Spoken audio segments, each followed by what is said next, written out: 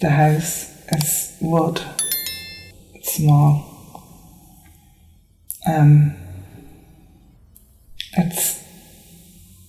It's like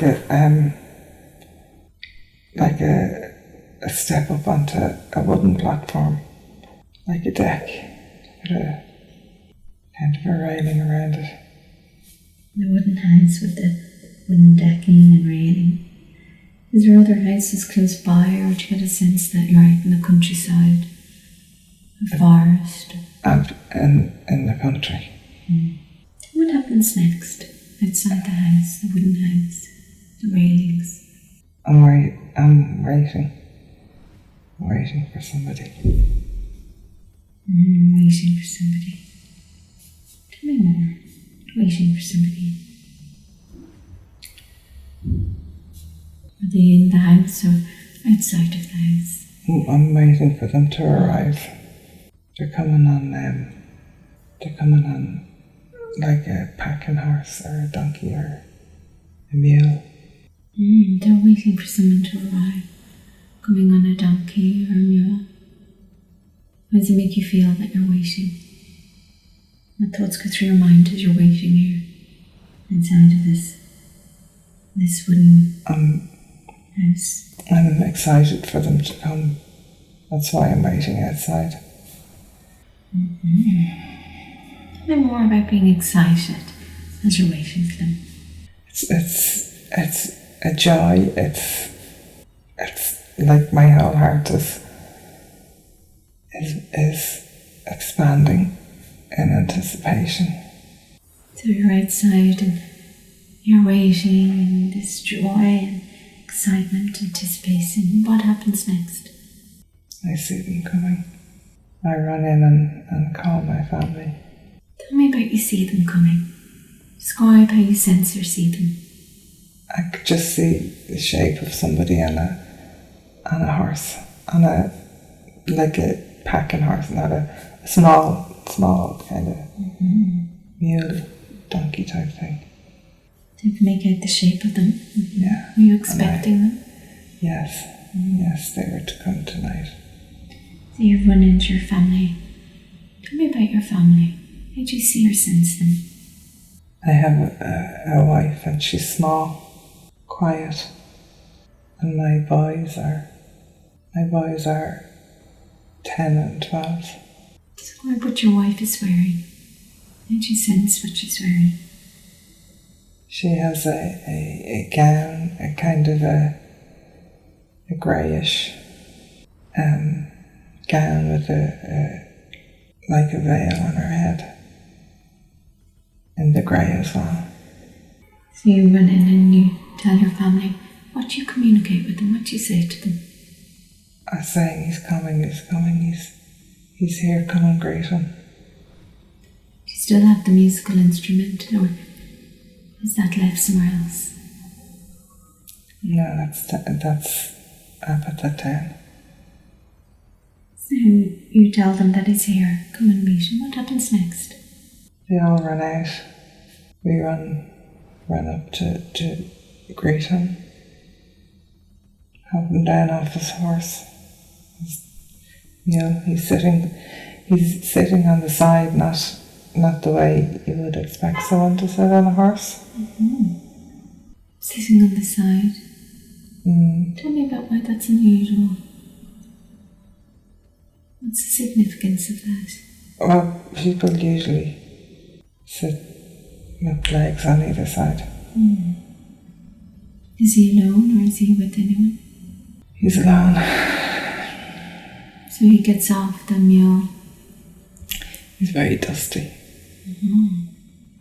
He has sandals strapped to his feet. Does he travel from close or far away? No, some distance. He has like bags of water on the horse, and I'm going to call it a mule. It's like leather bags with water and cheese and little bags with fruit, dates and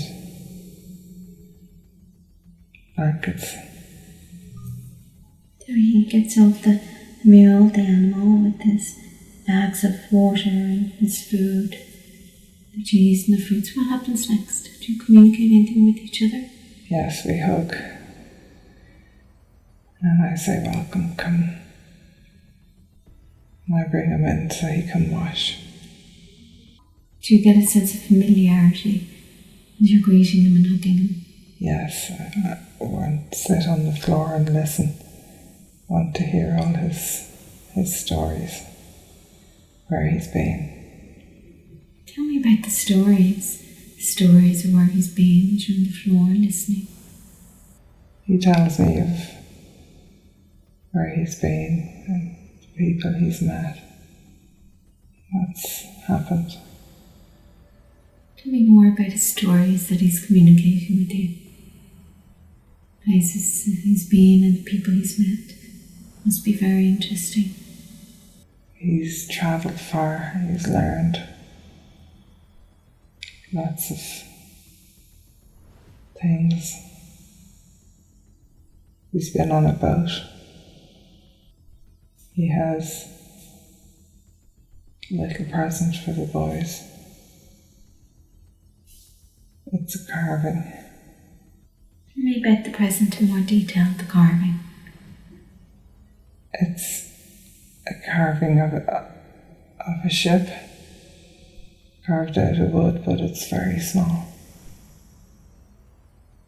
He's been on a boat and he brought the carvings for the boys, and he's learned lots of things, sharing these stories with you. What's the most interesting story to you that he shares with you? As you're sitting on the ground listening. So you're sitting on the ground and listening. What happens next? He and I go and sit on the roof of the house because some of his stories are just for me.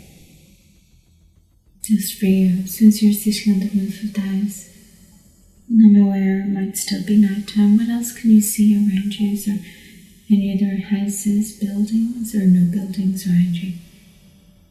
No, there's some trees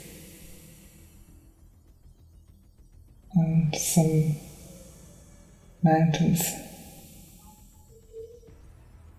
No buildings. He says that some of the stories are just for you. Tell me more about that. Just for you. What kind of stories are just for you? What's the significance of that?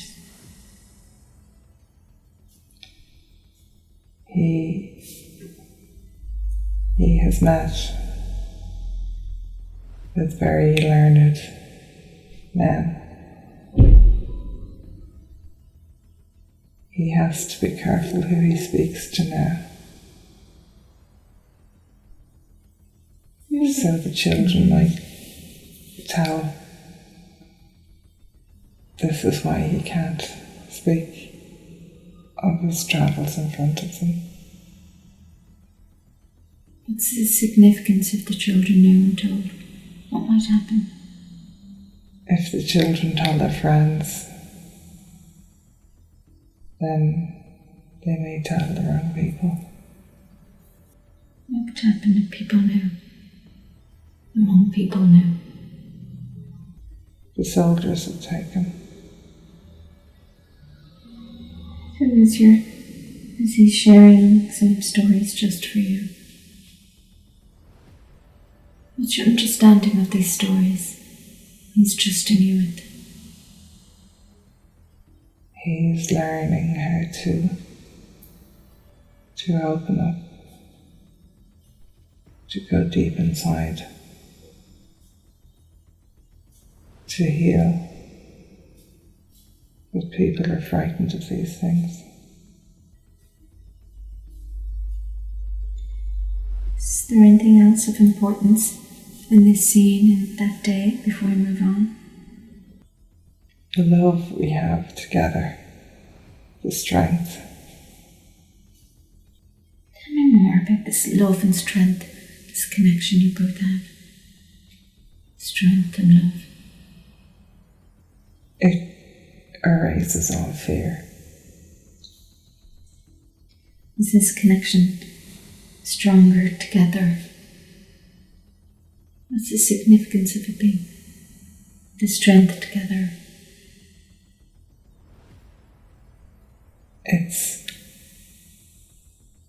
It brings forth, it's hard to put it in words,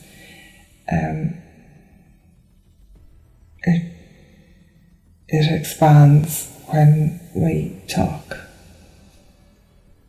It fills, it helps me stand tall and know. It's hard to explain.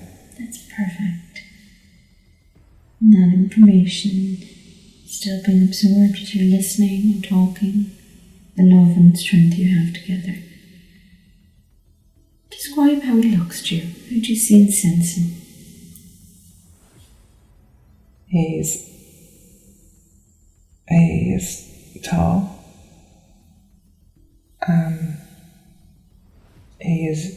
He's still quite young. He's younger than I am. He's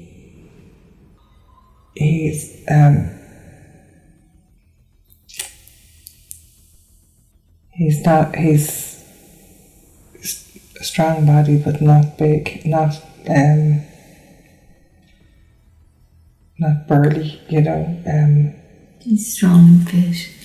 Yeah, fit is the word. What colour is his hair? Or maybe he doesn't have any hair. He still has a cloth around his head from travelling. Like a marketplace. It's busy. Carts moving. What's being sold at the marketplace? I can see pomegranates, animals, sheep.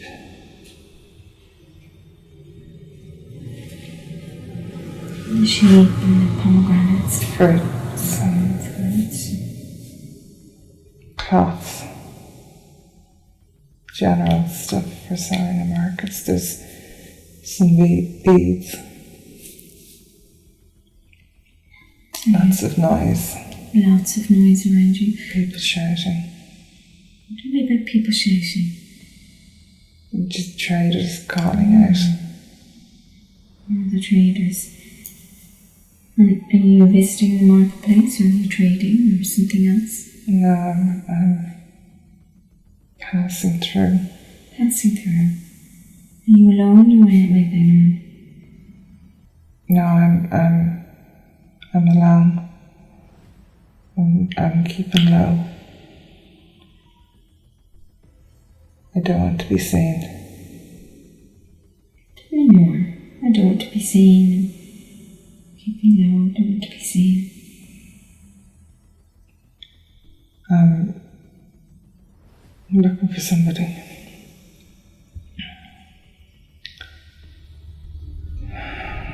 You don't want to be seen, you're looking for somebody. You're at the marketplace and it's busy, lots of noise. What happens next? And it's safe for you to talk about this now. What happens next? That's good. I told them where he was. I told them where to find him. Tell me more about you told. You told them where to find him. You told them. I didn't want to have to do this. I'm just letting it all go now. So you told them, tell me about them. I told them, I didn't want to do this.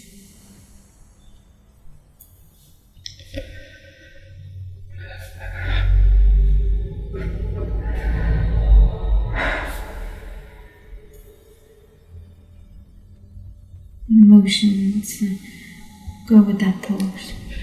I want to do this, I told him to find him. An emotion goes with that. It's written that I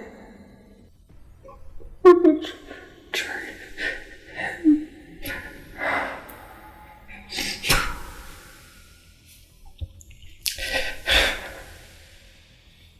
Betrayed him.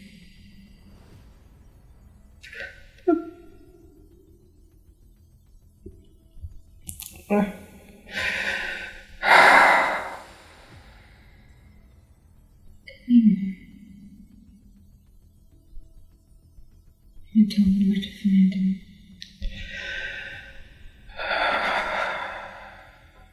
Tell me about him.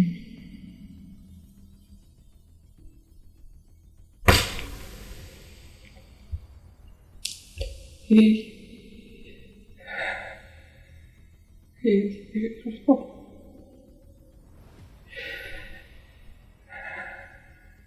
He knows that I have to do this.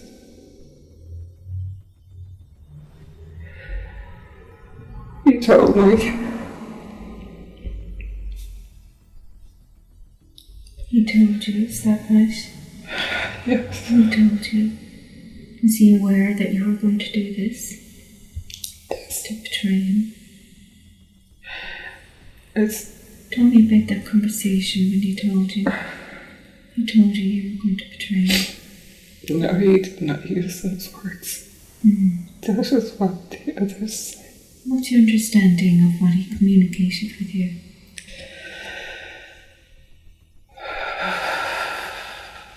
We spoke. He told me the day would come when I would have to be strong enough so that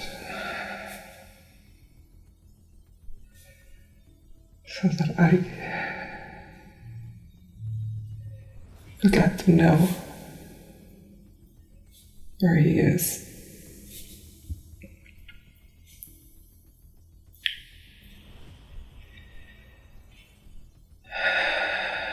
He is the Messiah.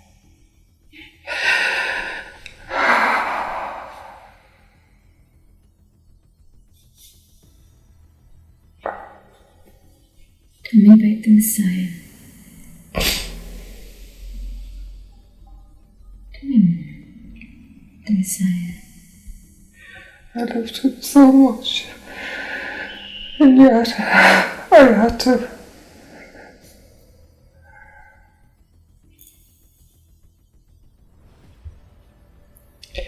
I had to do this. I didn't want to. You had to do it. Tell me about the circumstances. You had to do it. I didn't want to.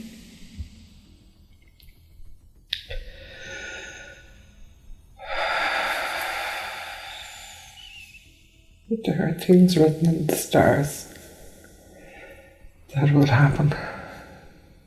Must happen. And there are other things that evolve. But this is one thing that was written that had to happen.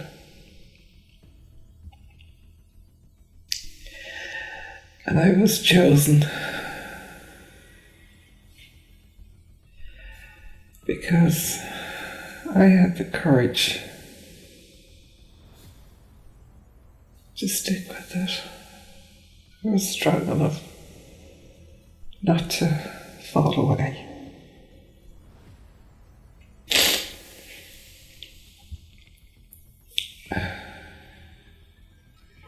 So you're staying hidden in this small place you don't want to be seen?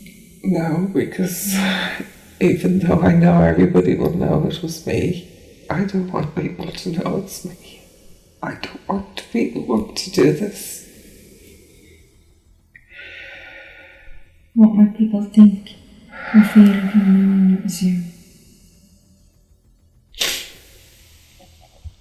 They will think I did it for greed. They will think I did it for pieces of silver. I don't need these things. My life is full. Did you do these things for silver? Or, as you mentioned, did you do these things because you were chosen to be strong and you'd have the strength to follow it through? I did this because I was asked. Tell me more about who asked you. Was it the Messiah or was it someone else? Yeshua sat with me. We talked. And he said, "That is what I have to do."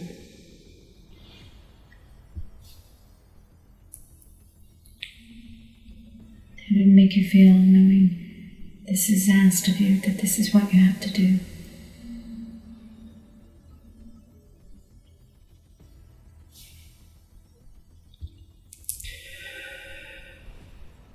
Made my heart very heavy.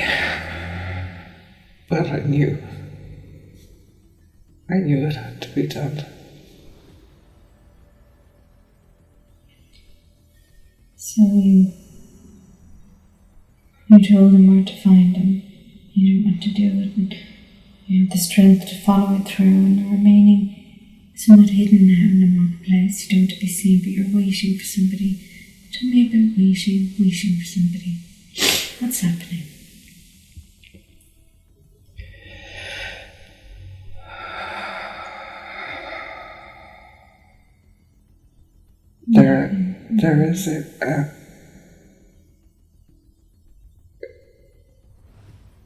There is a man who is looking for him and is offering money for he who can show where he is. Are you waiting for the man who's looking for him, or for somebody else? No, this is who I have to find.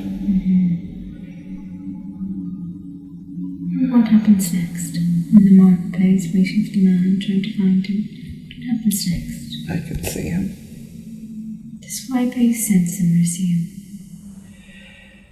He's wearing fine black robes with red. There's decoration on it.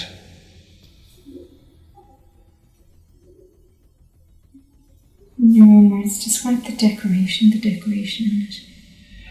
It's trimming on the sleeves and down the front.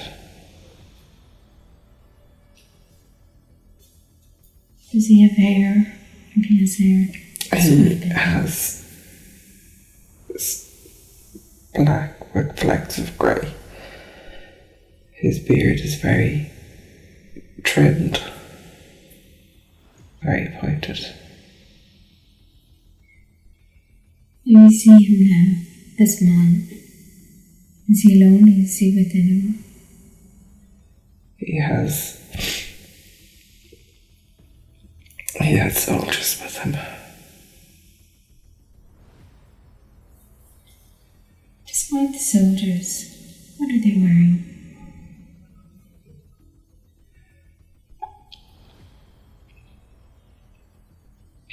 They have sandals on their feet that strap up their legs, and they have shorter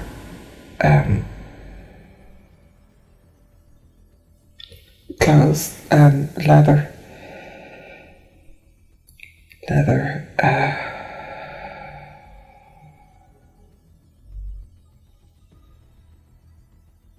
clothes. Are they carrying anything? They have long spears. You see the soldiers and this man in the fine clothes. What happens next?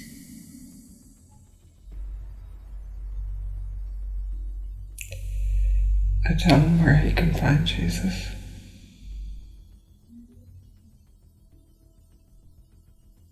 What does he communicate anything back with you as you tell him?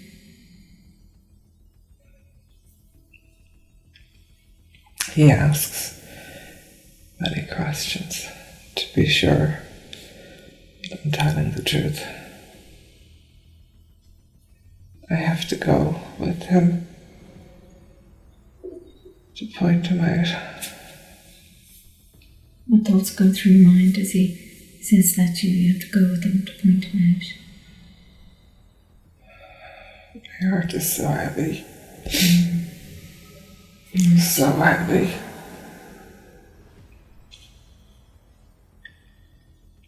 So you have to go with him.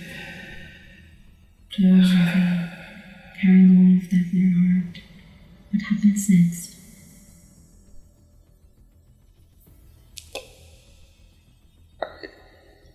I show I point him out. And he sends the soldiers to take him.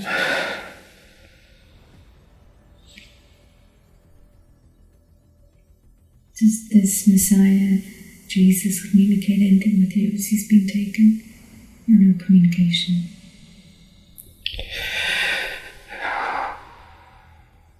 He locks eyes with me. And he gently nods. To say it's okay. Stop. Introduce me.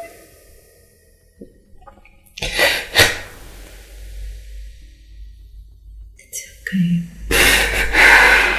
He's letting me know it's okay.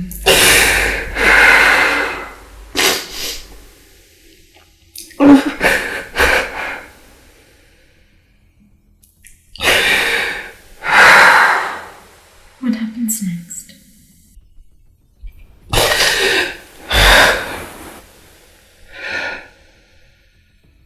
There's great fuss. They all go running. The man pushes a bag into my hand. Of course, don't even want them. What am I doing? Tell me about what's in the bag. The bag, you don't even want them. What's in the bag? See yourself opening the bag now. It's just money. Just coins. Coins. And as you look at the coins and you can see them clearly, is there any pictures, decorations, numbers, symbols on these coins? Do you run your hands over them? Do they feel rough, smooth, heavy, light? They're kind of worn. There's kind of a head on some of them. Is there anything else of significance on this day? Before we move on, you wish to share? No, that's all. That's the end. My heart is so heavy. Heart being so heavy. Heart so heavy. So now we're leaving the scene, we're leaving that day and the life you're revering. And we're going to move to the most important day in that life. The most important day, fully in the body. 1, 2, 3, and now. And now you're there at the most important day. What's happening? Just think you see your sense.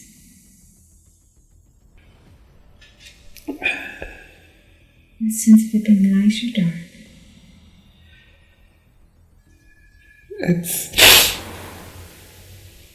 It's the day I met with Joshua. We're drinking out of wooden goblets. We're speaking quietly.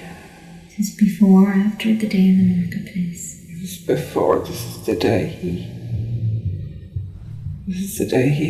he told me what I have to do.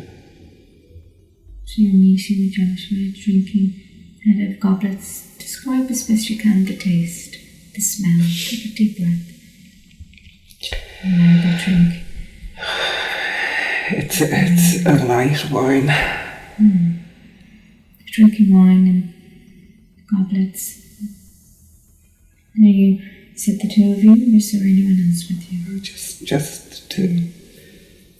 Tell me about what he communicates with you now. He speaks of our long friendship. He speaks of how much love he has for me.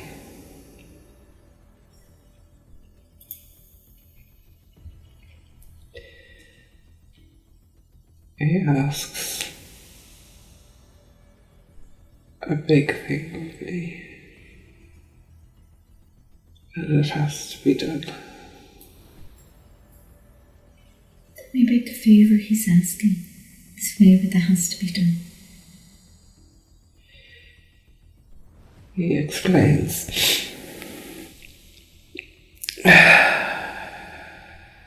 how it is written, how his life has to end so that he can rise again, so that people will understand and learn that in order for his life to end, he has to be found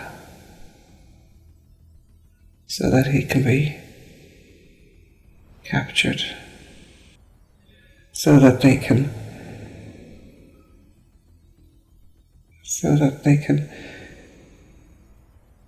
kill him, so that people will understand that he is a human being. He is not a god.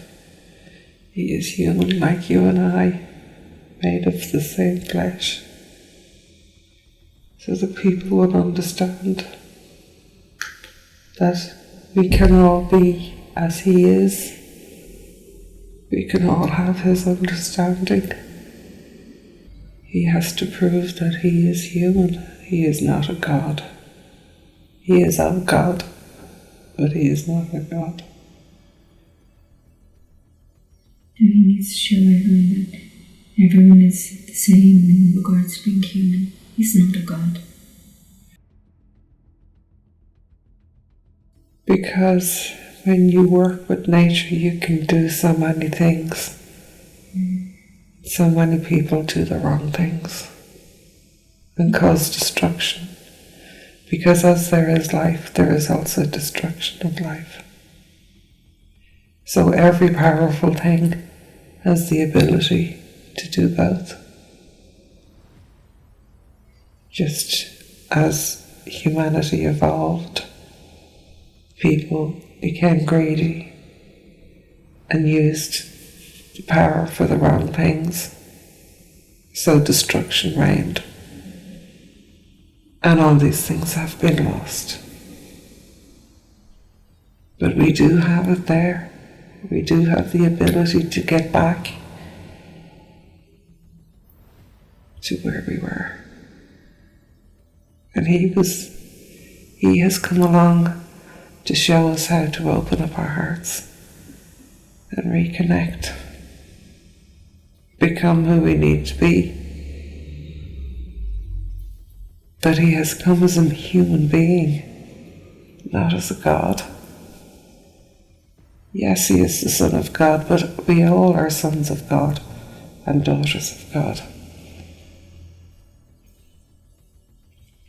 He's come down, and he's come to show that he's a human being and we're part of God. This task that he's asking of you now, what thoughts go through your mind when he's asking you to do this? I am conflicted because I understand he has to go this way.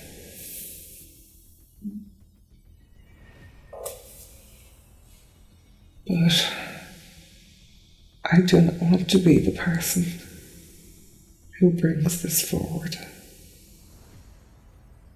even though it is written.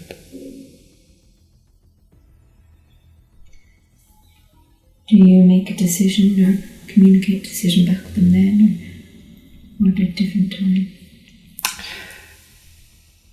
No, he has shown me, so I understand it is the right thing to do. And I have to look on it as an honour, although it's a conflicting honour that I have been chosen to do this. So an understanding of you being chosen, out of the many people that could have been chosen, that you were chosen to do this. What's the significance of that?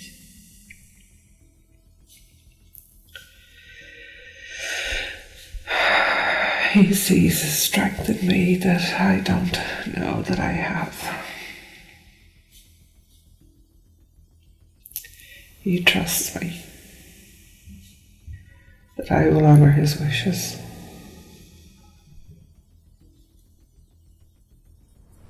Even though I know what it will bring for me afterwards. Does he express any emotion in regards to his plan and what he needs to do now? Or any thoughts around that?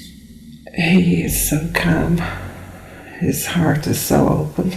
He holds no fear. It is as it is written. He holds no fear, calm, as it was written. So now, just focusing now when you're communicating and drinking the wine, the goblets. Is there anything else of significance on this day before you move on?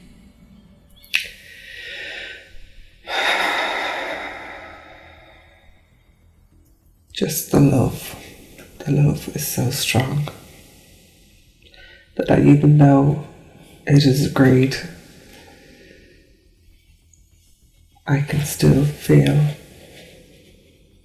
happy.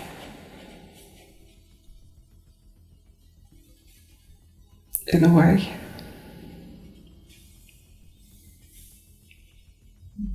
Tell me more about that, despite that you can still feel happy. Because I know he still loves me, even though I have to do this thing.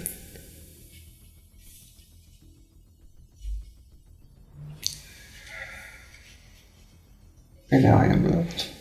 You are loved, and he still loves you, despite this difficult task ahead of you. He chose you because it was written, but he also knows that you have the strength to follow through. Is that right? Yes.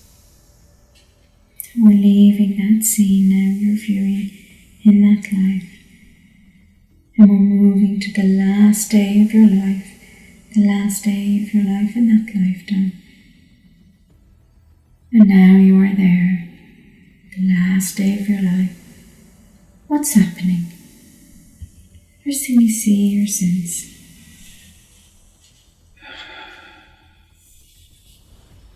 I can't. Even though he has forgiven me, I can't. So,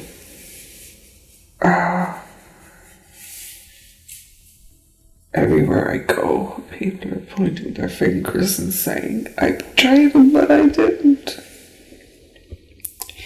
I didn't. It was agreed between us. It was written. It had to be done. People are pointing their fingers at you. What are they saying to you? What are they communicating to you? To point their fingers. They ask me, how could I do it for money? I didn't do it for money. Nobody understands. I didn't do it for money. I did it for love. Did it for love, not money. They don't know. Are you able to express that to them, to communicate with them? No. Is this something you need to No, keep inside? don't understand. They will tell their story from their point of view. Tell me about the people who are pointing their fingers. Are they strangers? Are they familiar to you?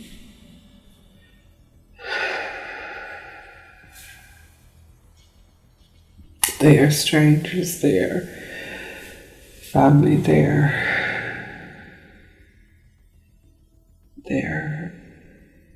neighbors.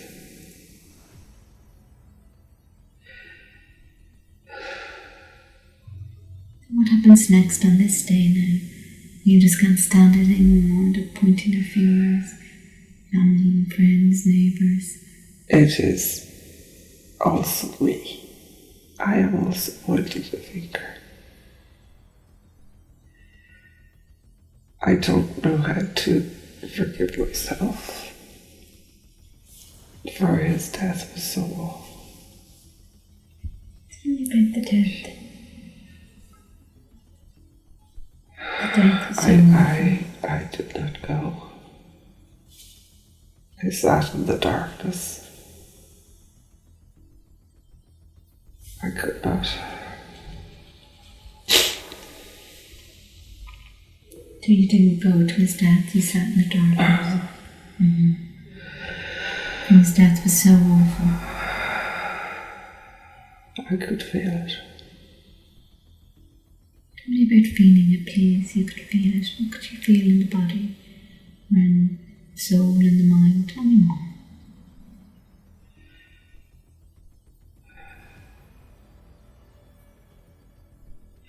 I could feel my heart breaking.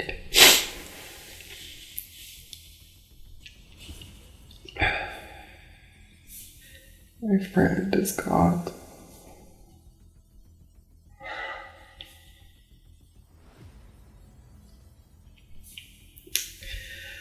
I am so tied up in feelings, conflicting feelings. I know he forgives me, but I cannot forgive me. I know he asked me, but did I still have to go and do it? All these things. My mind is just battling. You're alone, you're by a tree. Describe the tree, the scene around you.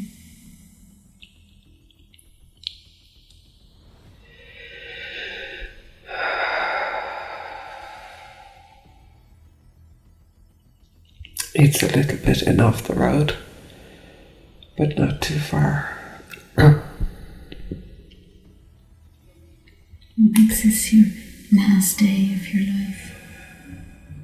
I have decided